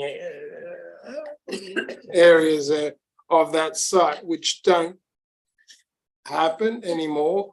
And from December 22, like Councillor Sanderson said, have ceased. So that's all I can add. As far as the DA is concerned, the current DA, it's unrelated matter to this. It's currently under consideration. So that's where we are with that. It's on exhibition at the moment. And I believe from memory, the exhibition period closes on the 1st September. So that's all I can add. And that would be published. Yes. Yeah. So we're not the determining authority on that, because No. it's a Sydney Northern regional panel would consider it because of the size and type of application that it is. So, Mr. Atkins, just for clarity, the development directors said that they had a close date of 25 August, and that essentially we're assessing our position as to whether or not to issue a development control order. That's on one, and then the separate issues, obviously the marina, which he's addressed. So I hope that assists. Thank you. Yes, thank you, Mr. Atkins. Thank you. Thank you. Councillor Crassoy. Just before we move on from that question, it wasn't for the speaker. I was just curious about, and sorry, husband's on the way with a puffer for me because I can't seem to breathe properly. But it says that council staff have contacted Simple Ceremonies to request the advertisement to be removed. Surely we would just tell the person in the house who advertised their place on Simple Ceremonies that they need to get it removed. Why is it up to the council staff to have to do that job? I don't understand. Sorry. That's okay. Have we sent correspondence to that effect to have it removed off the website? We have, and we've had conversation with them as well to remove it, because it's, and we've spoken to the I think they've had contact with the owner as well to advise them of the issues. To take it down. And that's one of the issues, yeah. Yep. Councillors, any other questions? If not, I'll move on to item 7.2, which is the response for Councillor Ross Williams. Councillor Williams, are you satisfied with that response, Councillor Sanderson? We've missed the first part. I actually had 3 questions we've noticed. There's an earlier one to do with work zones. Probably not a lot to be said on that. Is there something you'd like to raise specifically, Councillor? Oh, look, just briefly, if I could, in the response, it did say that there wouldn't be any point in including a work zone in a narrow street like Reedy Road, and point out originally has concerns. It's a long way from me, and I would never park down there, so it has absolutely no impact on me. But the fact of having a work zone there means that it can be occupied by vehicles associated with the site. From time to time, vehicles associated with the site might be more than they can have on the site, which is the reason on this occasion. So I would suggest that on occasions a work zone, even if they can fit all the vehicles on the site, would be more appropriate than a no stocking site that has been used, even though it's confined to the times of the work when work is permitted. It's also disappointing that for the person in question or people in question that they're going to have two lots of the period of 30 weeks rather than just having that on a single occasion. Thank you, Councillor Sanderson. Now move on to item 7.2. Councillor Williams, have you read that response? Are you satisfied? Yes, Mr. Mayor, I thank the staff for that and the urgent response to it. And now it's on a maintenance program. I think matter should be dealt with. Thank you, councillors. We now move back into the regular order of business. Councillors, can I just ask, are there any items from item 4.5 to item 4.19 that you have a burning desire to speak on? Councillor Vergara? It's not a burning desire. If it's not a burning desire, you can still raise it. Yeah, just a desire for 4.8, 4.9, no, 4.9, 4.10. Okay. Yes. Just through you, Mr. Mayor, just need to, if you are in your consideration of potentially moving some of these in block, just need to remind you that I've actually got to read a statement. That is correct. In relation to the minutes of the traffic committee. Yes, 4.16. Yeah. Councillors, apart from items 4.9, 4.10 and 4.16, are there any items that Councillor Williams? 4.5 and 4.7. You know what? Let's just go through them, councillors. I'll now move to item 4.5, delegation of authority for the general manager for urgent works. Is there a mover of the motion? Move Councillor Crasswell, seconded Councillor Priest. And any discussion? Councillor Williams. I have a question. What would be some examples of a situation where the general manager had to use this delegation? General manager. Well, all through the paper, Mr. Mayor. Yeah, so as the paper states, in 2020, we set up two emergency assets reserves. So typical examples of where we have such situations like that might be the leaking roof on the council, which presented us, obviously it's not an asset management plan, a major event can occur to that effect. We have some recent examples also with reserves, amenities buildings due to the age of the buildings. Not always will a tank, for example, or a pit be identified in an asset management plan. So it's unforeseen works, and clearly if the toilet's not working, you need to fix the pit really quickly. So what would happen? That delegation's been around for a very long time, but the limit wasn't addressed. So $3,000 really in this day, in this time wouldn't be adequate. So the intention is to increase the limit up to the 50,000 delegation, with a council report to immediately follow once the decision's made and the mayor is notified in accordance with the delegation. Councillor Williams, further question? Yes, Mr. Mayor. In relation to the amount, what happens if it's $1 over or $5,000 over? Does that mean the works doesn't get done? Has to come to council. If it's urgent, it just gets done. Has to come to council. So we'd leave a hazardous situation for 3 weeks before it came to council. Through you, Mr. Mayor. Well, theoretically, Councillor Williams, it has to come back to council, but also if something was like the nature that you've just outlined, the other option too is call an extraordinary meeting and deal with it as fast as we possibly could. And I think the other thing that is quite pertinent here too is that what you might have got for 10,000 2 or 3 years ago, you don't get that now. Councillors, any more discussion? Just Councillor I think in Quinn. the delegations, there is a provision for emergency decision making at the executive level as well. Yeah, that's my understanding. Councillors, any more discussion? If not, we'll put the motion. All those in favour? Against? That is carried. Item 4.6, councillors' donation of attendance fees policy on page 89. Is there a move of the motion? Councillor Quinn, seconded Councillor Vergara. Any discussion, Councillor Quinn? No. Councillors, I'll put the motion. All those in favour? Against? That is carried. Item 4.7, summary of council investments as at 31 July 2023. Moved Councillor Williams, seconded Councillor Quinn. Any discussion, Councillor Williams? Just a question, Mr. Mayor. Yes. On page 96, we have a table 5 external and internal restrictions.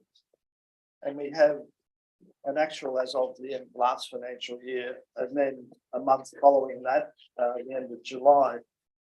I'm just wondering, and maybe it's terminology, or I just don't understand. It says a fair way down in the internal restrictions, asset repurposing, and that's jumped from 0 to 6.665,100.84 cents. I'm just wondering what that is and why there's such a dramatic jump between the end of last financial year to this point. Ms. Kenny? Through the General Manager. So you may recall when we put the long-term financial plan to public exhibition, through that process, we updated the long-term financial plan and included some changes in the internal restricted accounts. One of those was the replacement of the roads reserve, I can't remember the exact name of it, to asset repurposing. And so this is a distinct strategy to enable us to allocate monies away, for example, for if it's disposal of lands, disposal of assets, which then is in this account for the express purpose of then being forward funding new assets. So there's a new community building, if there's a future library or any of those purposes, anything that's disposed of as an asset would go directly to this reserve. And that way the council, in its function of monitoring the financial accounts, can see if that balance keeps going down. So as a recent example, with the Baronia Park Sporting and Community Facility, last financial year when that project was resolved, our contribution was taken from the unrestricted reserves. So this restricted account is effectively anything that we've earned through disposal of our assets. So this also includes previously the car park that was also sold. So that's the net figure of the disposal of all the assets that we've done over the last 10 years. Councillors, any other discussion? If not, I'll put the paper. All those in favour? Against? That is carried. Item 4.8, development applications determined by the local planning panel in July 2023. Moved Councillor Williams, seconded Councillor Quinn. Any discussion? If not, all those in favour?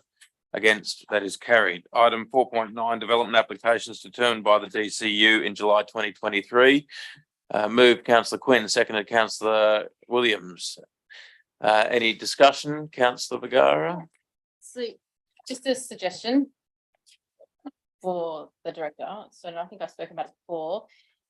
If we could consider some type of reporting on statistics. So, you know, how many received, how many resolved, average time, that kind of thing. So if we could consider something like that, I don't have a set idea, but that would be helpful if we reported that monthly. Perhaps something for the Chronicle, potentially. And that'd be news for the director because he wouldn't have heard that before. Yeah. And that's the same comment I make for 4.10 as well. So for the under-delegated authority and the control unit. That was your burning desire. So it wasn't, I didn't say it was, I said it wasn't burning. You know, current DA's lodged year to date, current lodged last month, determined average term. Yeah, dashboard. Yes, it sounds sensible. Through you, Mr. Mayor, that I've already requested that be put in place. Thank you. Thank you, councillors. Any other discussion for item 4.9? If not, put the motion. All those in favour? Against? That is carried. Item 4.10, development applications determined under delegated authority, July 2023. Moved Councillor Vergara, seconded Councillor Williams. Any discussion? Councillor Williams. Oh, just a question, Mr Mayor. On page 129 and 130, there appears to be in two of the applications, the one at the bottom of that page and the first one on the other page, doesn't seem to be an address associated with it. Is that usual? I would have thought there'd be a location. I did notice that, and there were two applications from Mark Armstrong as well. I do wonder if that was a duplication in the because the dollar value on one of them zero and the dollar value on the other is 152,900. Might just be a I think he's a builder, isn't he? clerical error. But the dollar value is still zero on it. I think we'll have that corrected, Councillor Williams. Thank you. Any other questions? Councillor Sanderson. Yes, so one I just picked up then is this one that has no address that's in the middle of page 130. It's set to address the mission, so that was delegated rather than the DCU. How did that occur? I think as it's a refusal, but I'll pass. Yeah. I'll pass. That's why it's a refusal.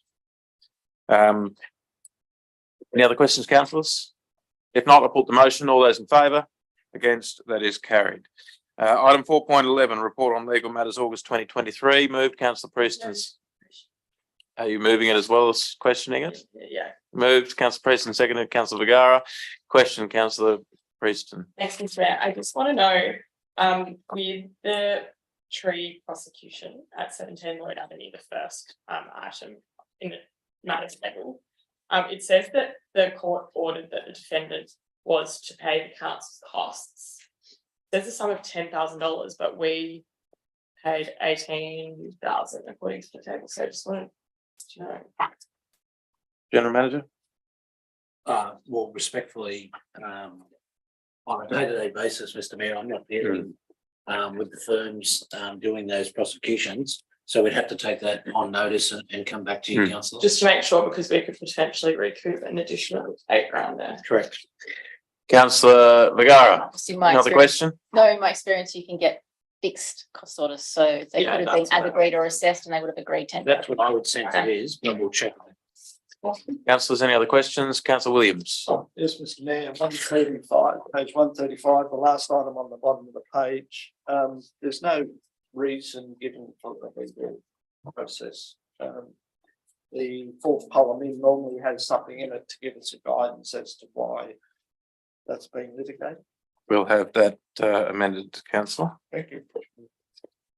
The Sarah Fitch Class 1 application.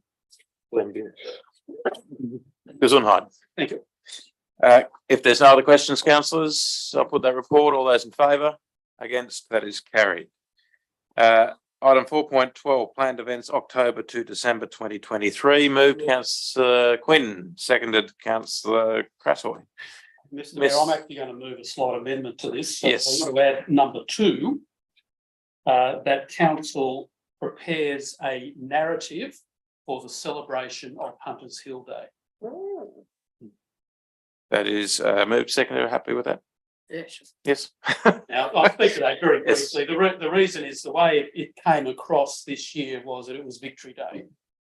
And that's not what we're intending when it was originally moved some years ago. It wasn't about Victory Day. It was about celebrating the community that we have here.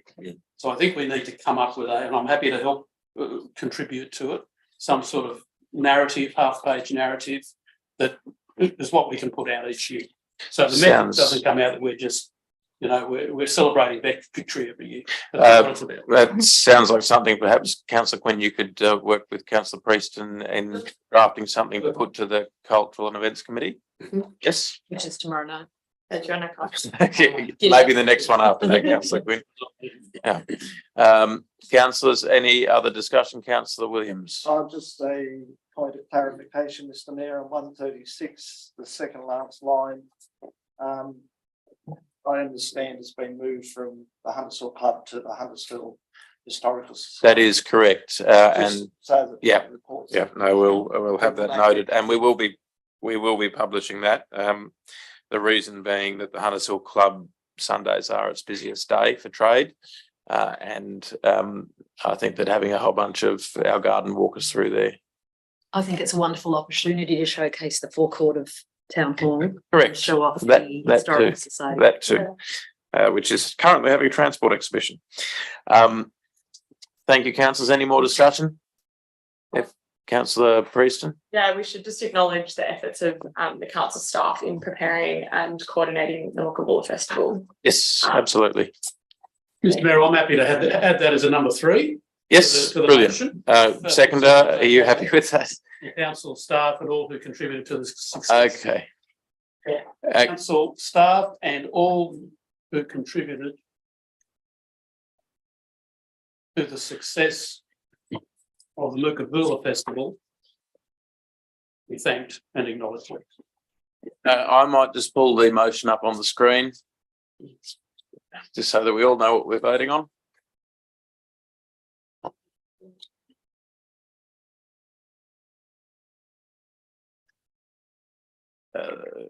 Number 2 is a council prepare a narrative around Hunters Hill Day.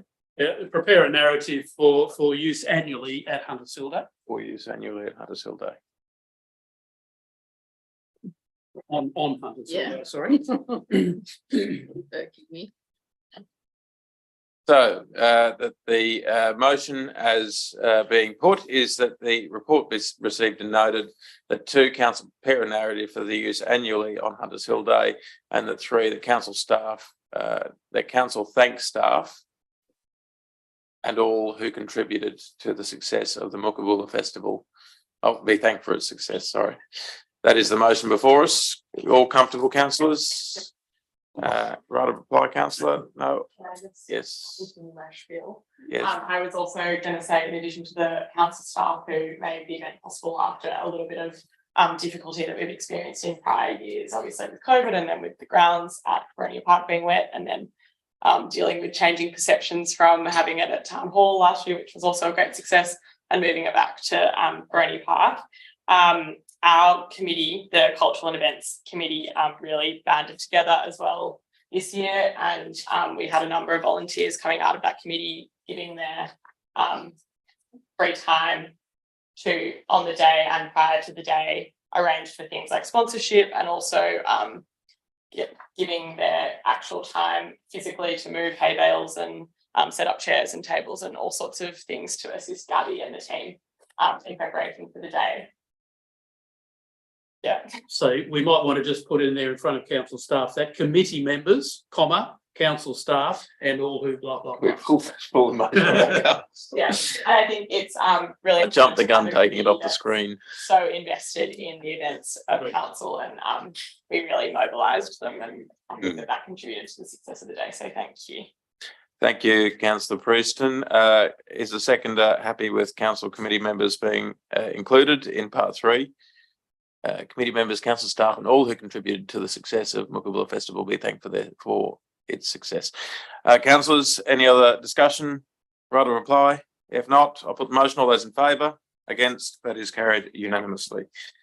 Item 4.13, work, health and safety policy, moved by councillor Williams, seconded by councillor Vergara. Any discussion? If not, I'll put the motion. All those in favour? Against? That is carried unanimously. Item 4.14, complaints handling policy, moved councillor Sanderson, seconded councillor Vergara. Any discussion? Councillor Sanderson. Yes, Mr. Mayor, I've got a very small point. I noticed in reading the policy that the building building professionals board was actually abolished on the 1st of July 2020. So that would involve a small amendment. I believe the relevant authority now is the Secretary of where is it? Secretary of Fair Trading. So these, I think we can amend that, councillor. That will be fine. If you just hand that up. Yep, thank you. Councillors, any other questions or amendments? If not, I'll put the motion. We might need another seconder. Seconded, councillor Williams. I'll put the motion. All those in favour? Against? That is carried unanimously. Item 4.15, councillor briefings and workshops on page 165. Moved, councillor Quinn. Seconded, councillor Preston. Any discussion? If not, all those in favour? Against? That is carried. Item 4.16, resolution of recommendations of the local traffic committee. There is a statement by a resident that the general manager will read out. Thank you, Mr. Mayor. Thank you, councillors. This submission has been placed by Mr. Tommy Rajul of 4 Moorfield Avenue at Hunters Hill. Subject that the statutory 10-metre no stopping zone be line marked on Moorfield Avenue in front of 7 Moorfield Avenue, Hunters Hill. Dear General Manager, I'm writing to you as an owner and resident of 4 Moorfield Avenue to express our strong support for the proposal to implement a 10-metre, in inverted commas, no stopping, close inverted commas, line in front of 7 Moorfield Avenue. We urgently request that this measure be passed and executed at the earliest convenience. Given we are directly opposite 7 Moorfield Avenue, we are strongly in favour of the proposal, given the daily issues we face with parked vehicles in such a narrow area. Current situation has become exceedingly frustrating for us as residents. Daily, we face considerable difficulties exiting our driveway safely and efficiently due to vehicles parking directly in front of our property. This obstructed parking not only hinders our ability to access the road, but also poses a safety hazard. Furthermore, the issue is compounded by the fact that these parked vehicles, which often encroach within 10 metres of the intersection outside 7 Moorfield Avenue. This creates a hazardous scenario where visibility is compromised, making it a significant challenge for both residents and other road users to navigate this congested area safely. Congestion on our street has reached a point where it severely impedes our ability to drive with confidence. Negotiating through a maze of parked and moving vehicles adds to an unnecessary layer of stress and danger to our daily commute. The absence of a designated, in inverted commas, no stopping area exacerbates the problem as vehicles continue to park precisely where this restriction should be enforced. Incredibly, the lack of available parking space has led some drivers to resort to driving on our lawn, that's what it says, causing damage to our property. To remedy this damage, we have erected wooden pegs to protect the lawn. However, even these measures prove insufficient as the pegs are frequently knocked out of the ground due to the limited space available for drivers to manoeuvre on the street. Excuse me. This dire situation emphasises the urgent need for a clearly marked and enforcing inverted commas no stopping zone, ensuring a safe and orderly flow of traffic while safeguarding residents' properties. Moreover, the constant issues caused by people parking in the area in question directly contribute to vehicles having no choice but to drive into our driveway, further exacerbating the problems we face. Compounding these problems is the evidence of frequent damage to the road Moorfield Avenue, particularly outside our driveway. The high traffic and constant damage caused by vehicles entering our driveway has resulted in the need for council to repair this specific section of road on numerous times. In light of these concerns, we implore the council to swiftly approve and implement the proposal of a 10-metre no stopping line in front of 7 Moorfield Avenue. This measure will not only alleviate the daily struggles we face, but will also contribute to a safer and more manageable traffic environment for everyone.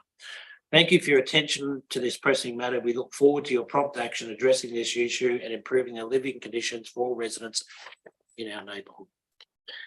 Thank you, General Manager. Is there a move for the minutes of the Traffic Committee? Move, councillor Quinn, seconded councillor Sanderson.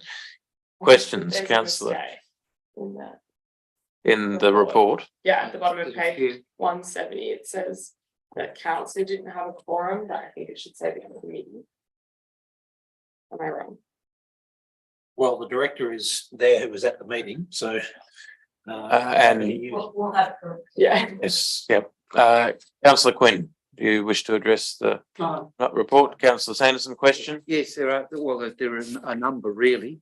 In relation to the one of, it's easy to do it fresh in your mind, but that submission regarding Moorfield Avenue, I was down there today and noticed that in the narrow part of the north-south running part of Moorfield Avenue, the no stopping is implemented by signposts. And the trouble is that finishes probably more than 10 metres back from the intersection.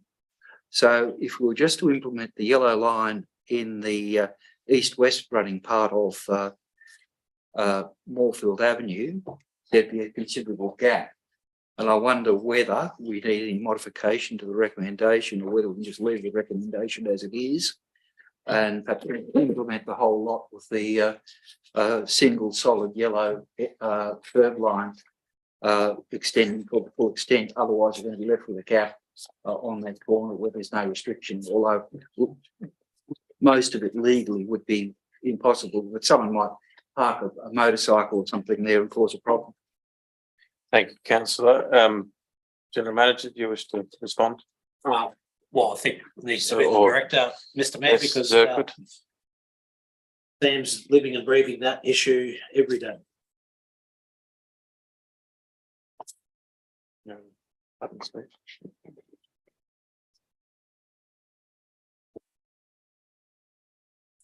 Through you, Mr. Mayor, where we're marking the no stopping sign, is just to reinforce what is legally the requirement, and that is the 10 metres before into the intersection.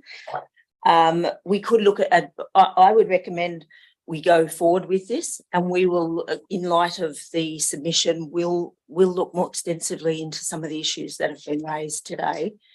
But in more for But I think Councillor Sanderson's specific question is the red line in this document is signposted rather than the yellow line. Just if we could extend the yellow line down to the bottom of Moorfield. yes, we can do that. Yes, Sorry. yes. The signposts, I think, are probably, I didn't place it out, but they appear to be more than 10 metres back from that curb. So there would be the potential for someone to park a motorcycle in that skinny little lane. Sure. Okay, thank you. If we can do the whole. Yep, I think yellow that's been confirmed. Thank you, councillor. Councillors, any other questions? Yes, I do have one other. That's in relation to Henley. That's item 3.1 in the Traffic Committee's agenda.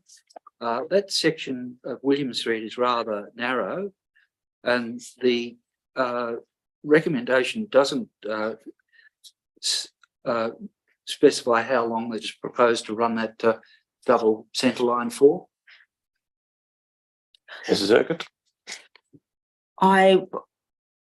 Through you, Mr. Mayor, I will have to confirm the exact distance for you and come back to you. Okay. Look, the other thing I would suggest there that it should be the absolute minimum length, and a great deal of care needs to be taken, because that's one of the areas where you, by your tradition, if you like, you only tend to get to parking on one side of the road, and if you put the double centre line in the wrong place, potentially you're turning that also into no stopping. Thank you, councillors. Any other questions? If not, I'll put the motion. All those in favour? Against? That is carried. Councillors, now move to item 4.17, minutes of the Conservation Advisory Panel held 19th of July 2023. Move Councillor Williams, seconded Councillor Sanderson. Any discussion? If not, put the motion. All those in favour? Against? That is carried. Item 4.18, minutes of the Sustainability Advisory Committee meeting held on 10th of August 2023. Councillor Crassoy. I'd like to Moved. move that the minutes be deferred. Move that the minutes be deferred. Seconded. Councillor Sanderson. Thank you. Yes. Just for the committee to see them, and there was a little bit more input to be had from the committee on minutes before they go. That's fine. Thank you. Councillors, any discussion on that? If not, I'll put the motion. All those in favour? Against? That is carried.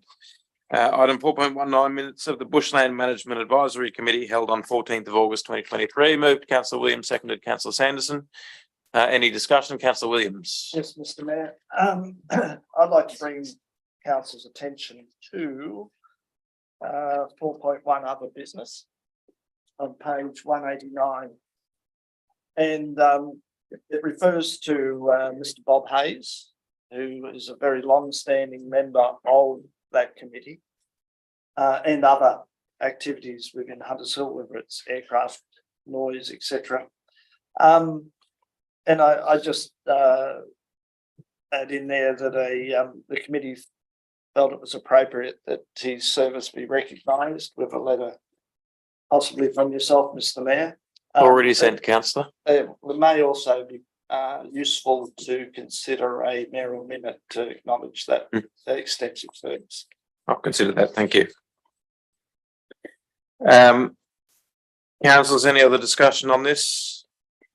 General Manager? Just excuse me, Mr. Mayor, just so you know, Councillor Williams, informally, I was corresponding in an email with Mr. Hayes, ironically, about Montefiore. And I also took the opportunity to thank him for his service on that committee.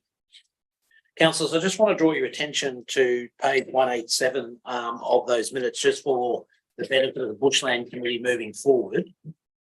At the top of page 187, where it says, it's suggested we follow Wallara Council's lead in setting a 35% tree cover target. Councillors would be aware that this council has been committed and signed up as a member with Resilient Sydney. And within that data, our tree cover is actually 37% as it stands now. It's in private property. Just for your information. It's different. About private property, not the municipalities. Yeah, I appreciate that, Councillor Williams, but I just we've got a lot of data there if people are interested in looking at it. And I don't want to go off topic, Mr. Mayor, but I can advise councillors that at next month's briefing we'll be in a position to give a significant update on our tree mapping project at the moment, which is very exciting. Thank you, General Manager. Councillor Bergara. So Question. Mr. Hayes has retired from the committee, which means there's a vacancy. So in approving these minutes, does that approve, because the terms of reference require council to approve the filling of vacancies? So will the approving the minute approve Mr. Burchett's replacement of Mr. Hayes? General Manager. Yeah, technically, yes. Yes. Excellent. Just as a matter of good governance, we should follow the terms of reference. We like good governance. Councillors, any other questions? If not, I'll put the motion. All those in favour? Against? That is carried unanimously. As we dealt with items 7.1 and 7.2, are there any items of general business, councillors? If not, I will ask for a motion to move into committee of the whole, closed session, I should call it. Moved Councillor Priest and seconded Councillor Quinn. Any discussion? If not, put the motion. All those in favour? That is carried.